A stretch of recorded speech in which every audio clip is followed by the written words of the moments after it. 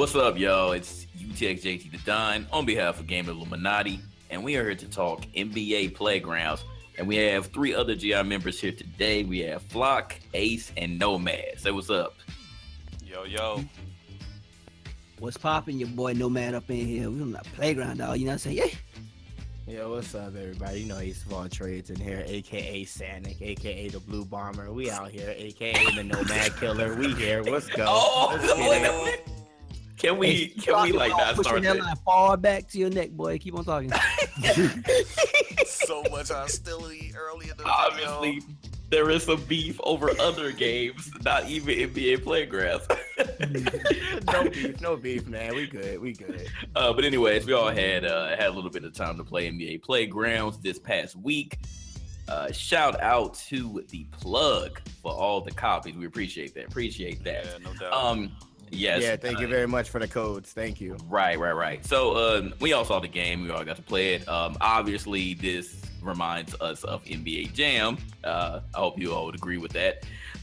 It definitely has like some street elements there too. Like this game really made me want an NBA Street. I don't know about y'all feel about that, but it definitely like brought back some nostalgia, but also just made me miss other games. Initially after play like an hour or two, it's pretty simple, like really not that much to it. Like if you play NBA Jam back in the day, it's pretty much the exact same mechanics. You have like, you know, the regular shoot button, you have ridiculous dunks, you have alley-oops in the game, you have pushing, shoving, you have throwing elbows, crazy passes, and you have crossovers in the game too. So that's another added element that Jam didn't really have in the game. You also have a plethora of characters. Like it's a lot of people on the roster, new and old. And in order to actually unlock them, you have to go through the card pack. So of course, if you know play 2K and all the other sports games, you know what the packs are. But it's not nothing like transactions or anything. You just get them by playing through the game, and then you'll get the packs as you move along. So again, you know, pretty simple game, nothing really much to it, but we'll start off with you, Ace. How do you overall feel about NBA Playgrounds after your time playing? I mean, initially going in, I didn't really expect much from it, but the arcade basketball game is exactly what I wanted, and I think we all needed. And like you said earlier, like it reminds us of NBA Jam, and then also has a little bit of elements of NBA Street, and it's just another cry for say, hey, I think we also need an NBA Street out there. But the game overall is pretty fun. I'm thoroughly enjoying it itself. The one thing that I think is really cool is like those lottery picks. So basically, the lottery picks is what you gain after you continue to play the tournament modes. You'll achieve them after you beat each tournament and like in each area. And you have like these special abilities. Like one ability is pretty dope where you have like, it looks like a basketball and a lightning icon, where once you cross over to half court, you can basically shoot for wherever you are and you'll automatically make it. And the thing is, if you time it perfectly, you'll get a perfect shot where you'll get an additional point. So timing in this game is actually very important. And I really like it. And there are some, like I said earlier, like some NBA Street elements when you can go up and go for like a ridiculous dunk. Like I've seen this multiple times. Some reason I can't do it yet, where a dude will go up to dunk, he'll put both feet on the rim, do a backflip, and then dunk it. Like stuff like that is really cool, and I think it's really like it's overall is a pretty fun game. And I mean, it's only at $20. I mean, it's not bad at all. Like I mean, I do have some negative things, but we can talk about that later on. Yeah, we'll talk about the positive. We'll talk about the positive. Yeah. All right, Flock, positives about Playgrounds. Go. It's something other than 2K17. Yes. yes, agreed. I'd agree with that too. I mean, I don't care. At this point, I'll play Hangman over 2K17. Oh boy. Oh no. So, I mean, that's a plus. The fact that they came out the game, the price, they didn't try to rob you.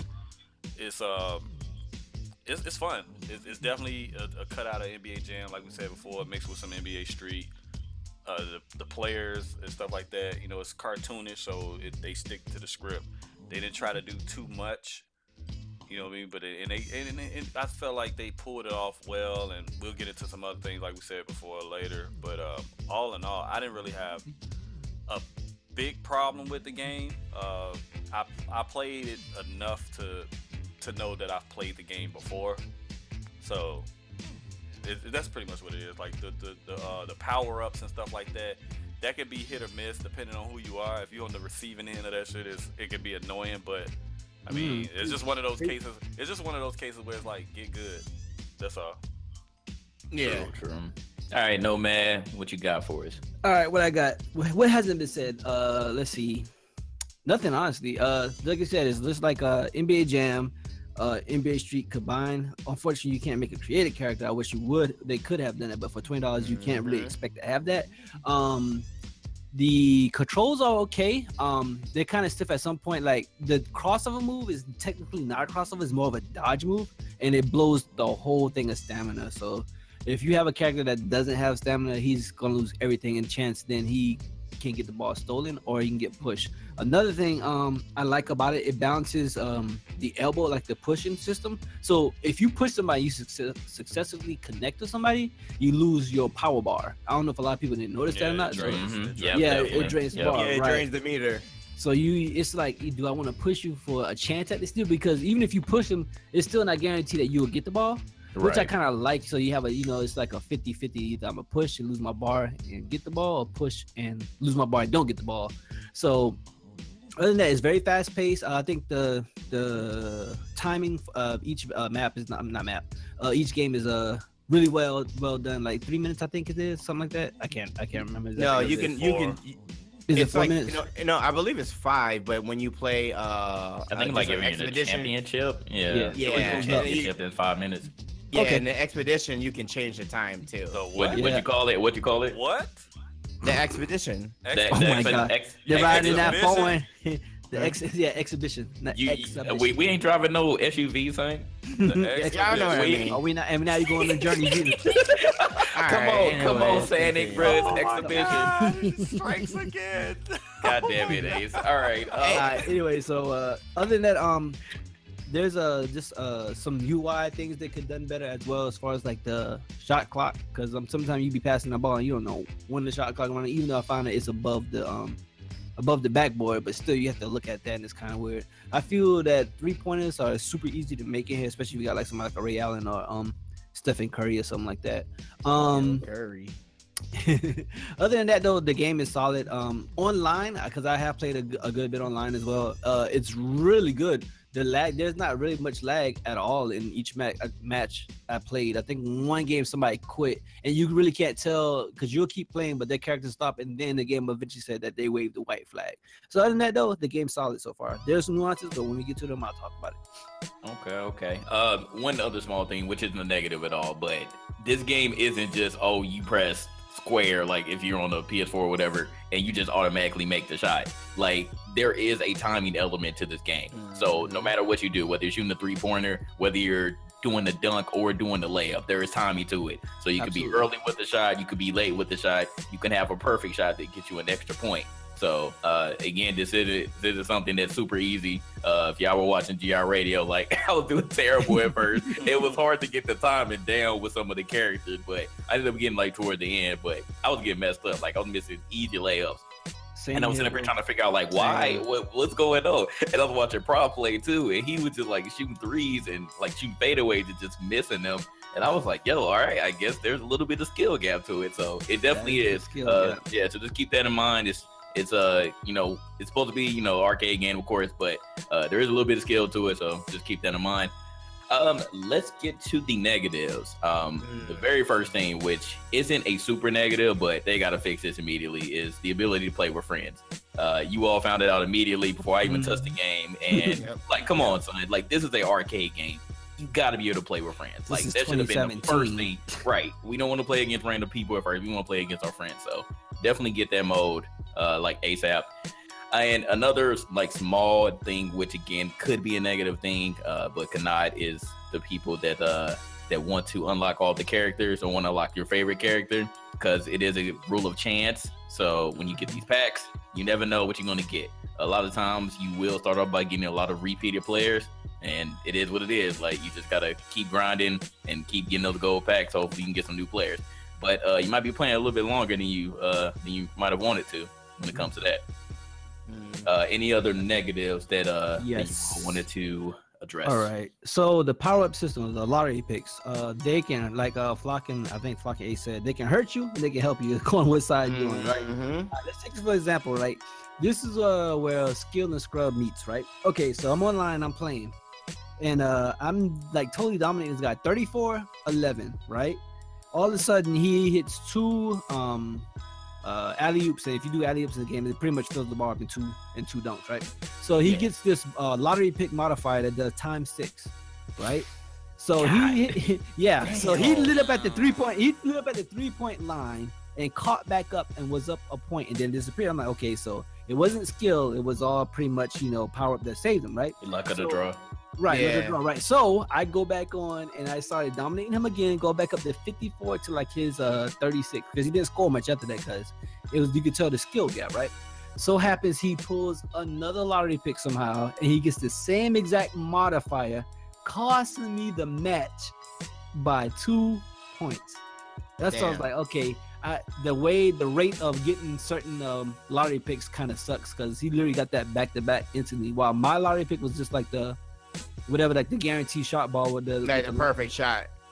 So I think that's the main thing that hurts the game, is just the way lottery picks. I think this should actually that would not make it the game. Don't worry about that. Never mind. Anyway, other than that though, it's fine. Like I said, you can't spam the push move, so and you can kind of spam no, you can't spam steal either, because you actually have fight bar. It still takes away stamina, right? Yeah, so you can't spam that. So other than that though, it's just a lottery pick that really needs to be tweaked a little bit. I think certain modifiers shouldn't be in the game. I mean, like online, I should say. I feel you, and not to mention if with that multiplayer or whatever, like the fact is, if you hit a perfect shot with that, that's an additional point. Like a lot of people are not knowing that. He got 11 points on me off of one shot. I actually was watching Prophet's video, and he shot a 3 with he had the that power up, and he shot a perfect 3 and got 13 points before a shot, I believe. 13 points with a shot. He ended up having 55 points with Ray Allen, fam. Like in a 5-minute game. Like that's ridiculous. And was that the Heat Ray Allen? I wonder. No, the Bucks Ray Allen. Oh, true.